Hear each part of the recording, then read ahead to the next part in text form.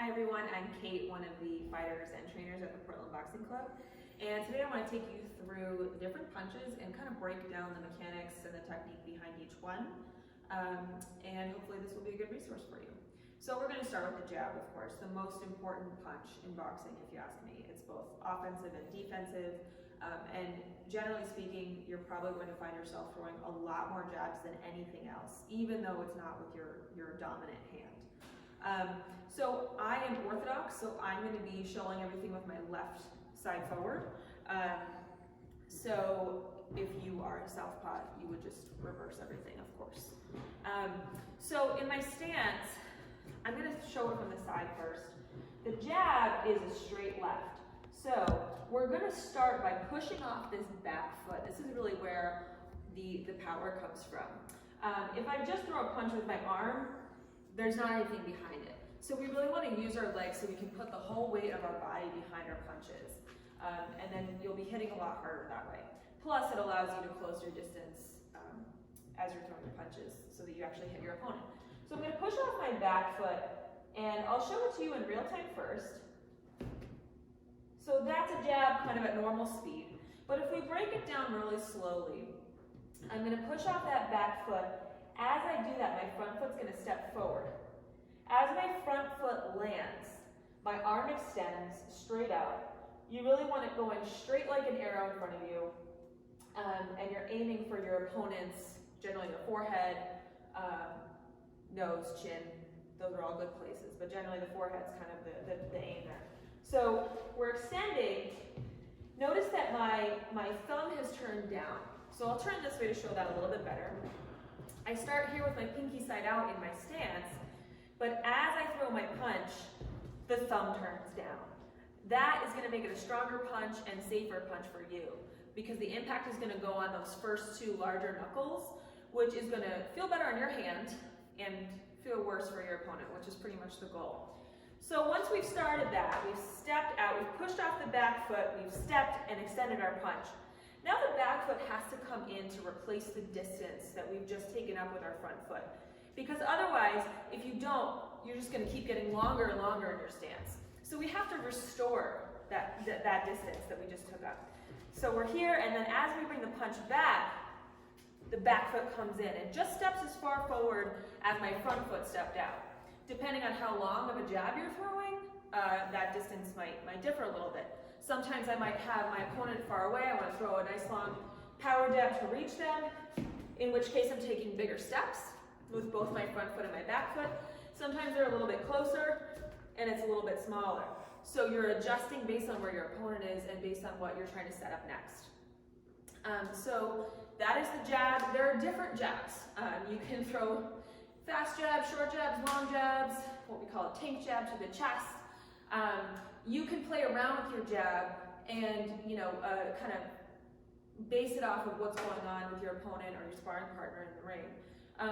You always want to surprise them a little bit. So, practice your triple jab, your double jab, jabbing up and down, which we'll talk more about in a minute when I get to the body jab. So, again, important that we're stepping with both feet. One jab has two steps with the feet. Important that we're turning that knuckle down, and you really want to extend it all the way. You're really just stopping a 1/4 inch shy of full straight extension of your elbow.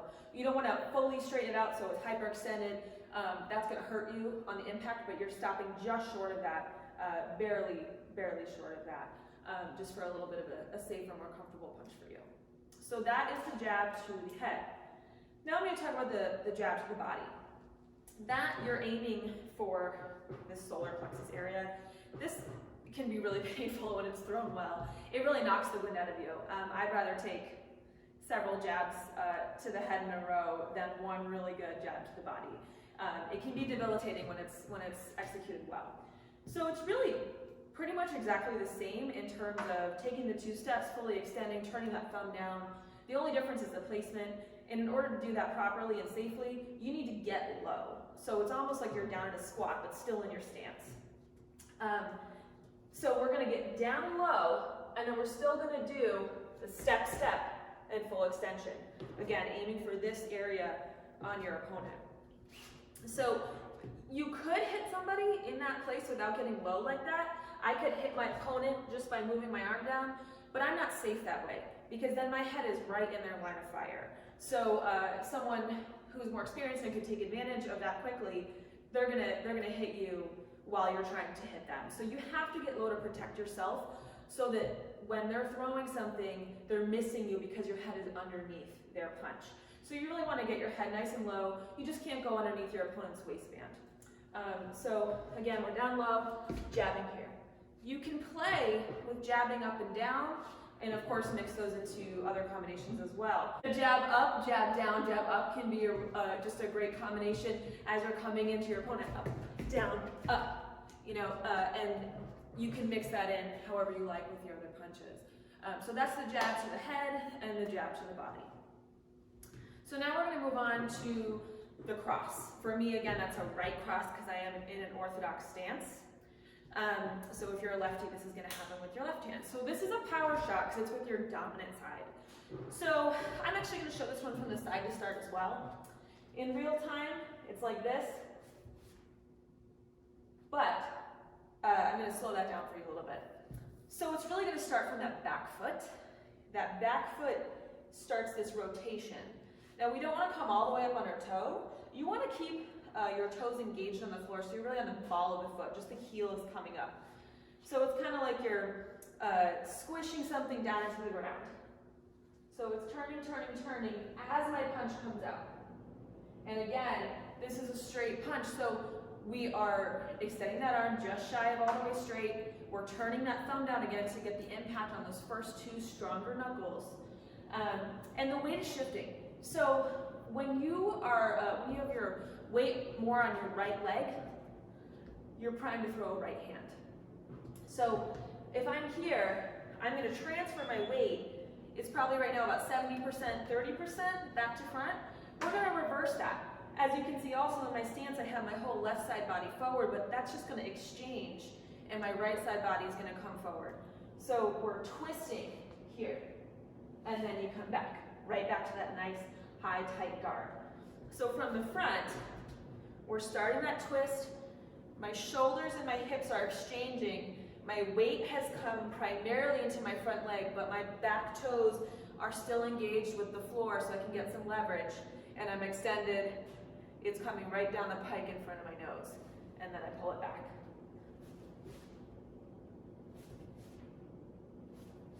So that's the cross. If we put that together with the jab, nice and slow, it's going to be step, step, twist. All right, so we've got two of the most important punches, three actually, because we did the jab to the head, the jab to the body, and now we've got the cross. So those are your straight punches. There is one more that we'll cover here now, and that is the straight right to the body. So just like there is a jab to the head of the body, there is a cross to the head of the body. Again, I'm saying right because I'm right-handed, but for any southpaws out there, that's going to be your left. So to the body, the cross to the body, again, very same, very much the same, very similar mechanics to the cross to the head, but we're just going to drop down. So we're going to drop down low, and we're still twisting. That knee is shining down to the ground, not touching, of course. We don't want to touch our knee to the canvas ever. But you are almost in this kind of deep lunge. So again, we're going down and extending, twisting that thumb down, and then coming back. Again, we're getting low, just like with the jab to the body, to get your head out of the way so that you're safer. You're making contact while not getting hit. And that's really the name of the game, right? Hit and don't get hit. That's how we win. So those are the straight punches. We're going to move into the hook to the head. That's going to be with my left, southpaws with your right. So to start the hook, you really have to have your weight more on the front leg. So you can do that in a variety of ways. Maybe you're slipping to get your weight over there. Maybe you've just thrown a right hand, whether it's across to the head or to the body. Whatever you're doing to set up that hook to the head, generally you're going to have good success if you get your weight over to that front leg. So if I'm here, the hook can be tricky. I'm going to stamp that back heel down to the ground as my punch is coming out. So In real time, it's more like that. That would be me lining up, a hook, and then I return to the front. But really, the end of the hook is when you're here on that back foot. This is what's making contact. So you'll see a lot of people throw the hook like this. Really textbook is with the palm side facing down. And again, that's allowing these first two knuckles, as I keep saying, to make that primary impact. So again, I'm just going to start with my weight in the front just because I think it's a little bit more accessible that way. My arm is going to make this L shape. It's really a 90-degree bend at the elbow. And it's going to be at shoulder height, possibly a little higher depending on your opponent's height. You're aiming for their chin, really. So we're going to bring it across. Now what we really want to avoid is opening it out. We don't want to cock the hand back and wind up the punch. That's actually going to create a few problems. It's going to telegraph what you're about to do to your opponent, meaning that they're going to be able to see it coming and prepare for that. And they'll be able to make you miss, make you pay. So we don't want to telegraph, but also it can throw off the trajectory of your punch, and it can really actually take away power from your punch. So we really don't want to open it up. That's not going to give you more power. It's actually shorter is going to be a much better punch, more tight. So keep it in here. I have now shifted again. My weight started 70% on the front leg, 30% on the back. I'm going to pretty much reverse that. My hip and knee turn, and my heel pops up in the front. On the back leg, my heel drops down. You sit on that punch. You should feel your glutes engage here, this thigh working hard as you throw that. And again, it should be coming right up here. Again, depending on your opponent's height, probably around mouth to nose area, somewhere in there. So I'm going to show it from the side, and I'm going to show it after a right hand. So I'm going to come forward with this right, and I'm going to sit here. And again, we don't want to, we're twisting the bottom half of the body, but we don't want to twist the head.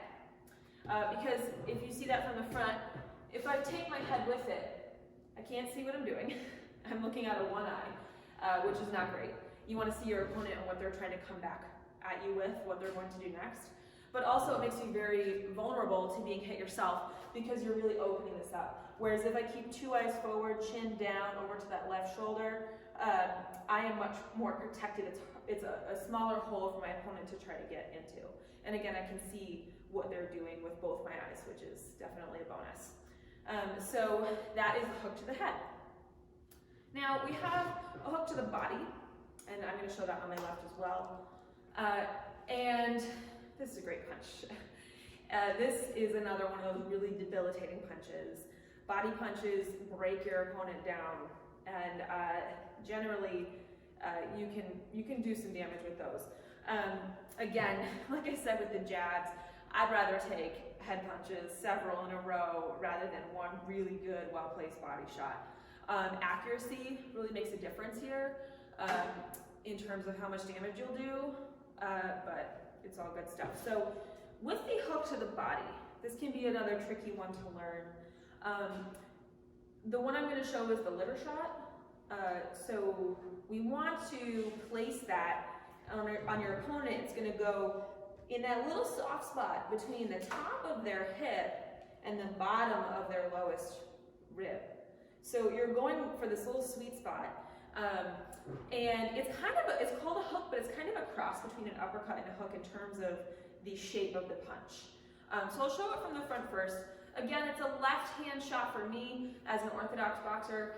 So I'm going to want my weight to be on that front leg, which for me is the left, in order to throw it. And you can do that with a few different punches, or just simply slip in and get there. But you do need to be in closer proximity to your opponent. It's an inside punch.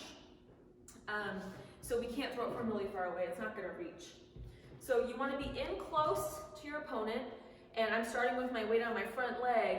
The shape of the punch, as I said, is a cross between an uppercut and a hook. So it's really coming out. My palm is sort of facing up, but my elbow is bent like a hook. So that same sort of leg positioning is going to apply here. That back heel is going to stamp down. The front hip and knee are gonna turn and my front heel is gonna come up. It can be helpful to get a little bit longer and lower. So I like to do that with often throwing a cross, a right cross first, and I can step in on that cross to get a little bit closer to make sure I'm, you know, in the right proximity to my opponent to be able to land this body hook. And then in this particular combination with the cross and then the hook, as I bring this cross back, I'm gonna throw the hook. And I'm a little bit longer in my stance than I would be normally, but it can be helpful to get your hips low so you can really crank that punch in, be safe, and get some good power on it. It's not to say you always need to throw a cross before that hook to the body, but it can be really effective. So I'll show it from the side as well. If I'm just getting in, boom. If I'm doing that right hand before it, step, boom. And you always want to get that other hand nice and tight in your guard, put it back in the holster. And that's going to keep you protected as well. So that is the hook to the body on the left side. Now I didn't really talk about this when I showed you the straight body punch. You can also turn that into sort of a looping punch, a hook on that side. So for me, that's my right. You can kind of make it similar to the 5 by stepping in and making it loop around to the side. And again, you're going to do that same sort of positioning of a cross between an uppercut and a hook. So that elbow's nice and bent, but the palm is more facing up. So that's an option as well if you want to throw a body hook on the other side. So now we're going to move on to the uppercuts. So I'm going to show the left uppercut first for me for Orthodox boxers, and I'm going to actually show it from this side. Now, this is not usually, not to say it can't be, but it's not always your strongest punch, but it's a really great setup punch. So for the uppercuts, you're going for the chin, and it's a great way to lift the chin, and then you can drive in something else behind it. So that's not to say that this left uppercut can't be powerful, but for me, I use it as a setup punch. So for this, all we're really going to do is sit down a little bit and rock the weight forward onto that front leg a little bit more, and the punch is going to come out like this. The palm is facing you, and again, those knuckles, especially the first 2, are going for the underside of your opponent's chin. So we're going to rock forward, and that's going to come up.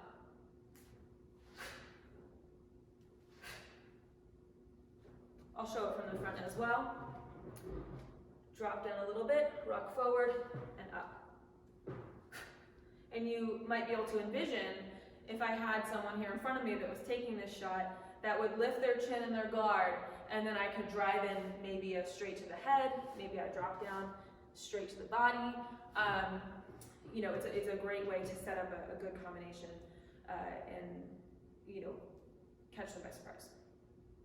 Hooks are also great if you have an opponent who is, you know, kind of falling forward in their stance, or if they're doing head movement where they're really bending at the waist rather than using their legs. If they're kind of bending at the waist, they're really just kind of giving you a great opportunity for the uppercuts. So let's talk about the other uppercut. So I'll show it facing this way. Similar but different. The palm side is going to face you. Again, the knuckles are going for under the chin. But we're going to bend and turn. So by the end, again, just like with the other side, you want to have that fist turn. But for here, you have to kind of bend and come forward with it. So you're kind of riding in with the guard. What we want to avoid really on both sides is kind of opening up on the way, right? Because that is, again, like we talked about with the hooks, it's a telegraph. It shows your opponent what's coming so they can prepare for that and block it or slip it, and then, you know, catch you instead, tag you instead. So we really don't want to be dropping it and coming in. It's also going to take power away from your punch. So same thing with the 3, we don't want to drop it and then come up. You really want to stay tight in that guard until the very end. So that's what I mean when I say ride the guard in. It's close, close, close, and then at the very end, you're letting that go. And you're using, just like with every punch we've talked about, you're using the lower body and your core to get the power, the torsion, the leverage for the punch, okay? So those are the uppercuts. So those are the primary punches. Of course, there's different styles. You add your own flair to every one. And as I mentioned with the jabs, you can have several different jabs. You can have several different crosses. Your speed, your length, your power, you can play with them. But those are the primary punches, and hopefully this was helpful for you today. Thanks.